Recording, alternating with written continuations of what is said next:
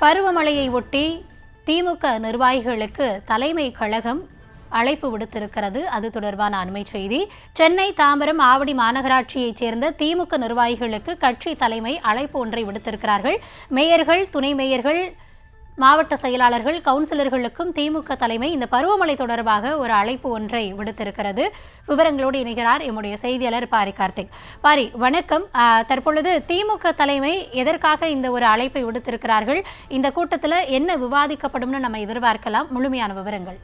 கௌதமி, வணக்கம். வடகிழக்கு பருவமழை தற்போது ஒரே நாளில் தீவிரமடைந்திருக்க ஒரு சூழலில் சென்னை, ராமநாதபுரம் வரைக்கும் கிடைக்கக்கூடிய அந்த கடலோர மாவட்டங்களில், அதாவது இந்த ஈஸ்டர் என சொல்லக்கூடிய அந்த கிழக்கு கடற்கரையை ஒட்டியிருக்க மாவட்டங்களில் கனமழை பெய்யும் என்று எதிர்பார்க்கப்பட்டிருக்கிறது.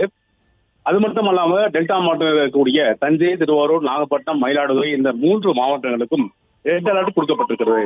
அவர்கள் விவசாயத்தால் பெரு அளவுக்கு, அதாவது அடிப்படையில் அவங்களோட வாழ்வாதாரமே அதை நம்பிதான் இருக்கிறது.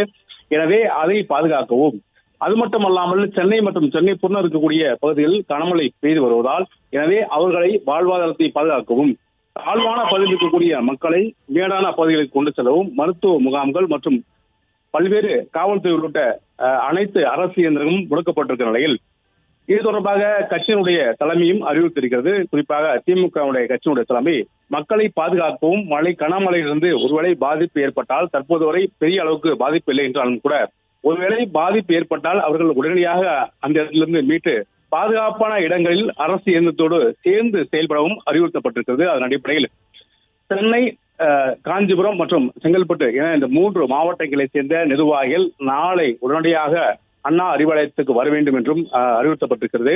குறிப்பாக மேயர் உள்ளிட்ட பல்வேறு உள்ளாட்சி நிர்வாகமும், அதே போல அங்கு கூடிய மாவட்ட செயலர்கள் மற்றும் பகுதி கழக ஒன்றிய செயலர்கள் வரை உடனடியாக அறிவாலயத்துக்கு வர வேண்டும் என்றும் அறிவுறுத்தப்பட்டிருக்கிறது. அதன் அடிப்படையில் அமைச்சர்கள் நேரு மற்றும் துணை முதலமைச்சர் உதயநிதி ஸ்டாலின் உள்ளிட்டவர்கள் இந்த ஆய்வுக் கூட்டத்தில் பங்கேற்பார்கள் என்று தெரிய வருகிறது. அப்போது மக்களை மக்களை எந்த அளவுக்கு பாதுகாக்க முடியுமோ அந்த அளவுக்கு இந்த கனமழையிலிருந்து பாதுகாக்க நடவடிக்கை அரசு இயந்திரங்களோடு சேர்ந்து கட்சியினரும் செயல்பட வேண்டும் என்று தலைமை கழகம் தற்போது அறிவித்திருக்கிறது. அதன் அடிப்படையிலே நாளைய தினம் இந்த கூட்டம் நடைபெறும் என்று எதிர்பார்க்கப்படுகிறது.